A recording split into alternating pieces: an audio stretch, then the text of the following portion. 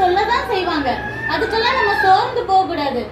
அப்போ நம்ம ஏசப்பா என்ன சொல்றாருன்னா, உங்களை பத்தி அப்படி பொய்யா தப்பா ஏதாவது சொன்னாங்கன்னா பரலோகத்துல அதோட பலன் வந்து ரொம்ப ஜாஸ்தியா இருக்குமா.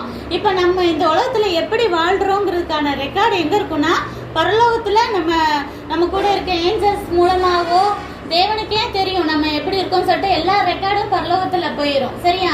நம்ம ஏசப்பாக்காக எவ்வளவு பாடுகளை சகிச்சிருக்கோம், நம்ம யார் யார் கிண்டல் பண்ணியிருக்காங்க, நம்ம எவ்வளவு அழுது இருக்கோம், வேதனைப்பட்டிருக்கோங்கிற ரெக்கார்ட்லாம் பரலோகத்துல இருக்கும். அப்போ நம்ம உண்மையா வாழ்ந்து கஷ்டப்படும் போது அதுக்கான பலன் வந்து நிச்சயமா ஏசப்பா வரும்போது அதுக்கான பலன் நம்மளுக்கு நிறைய கிடைக்கும். நம்மளும் பரலோகத்துக்கு போகும்போது பொக்கிஷன்லாம் நம்மளுக்கு நிறைய ஸ்பெஷல் கிஃப்ட் கிடைக்கும்.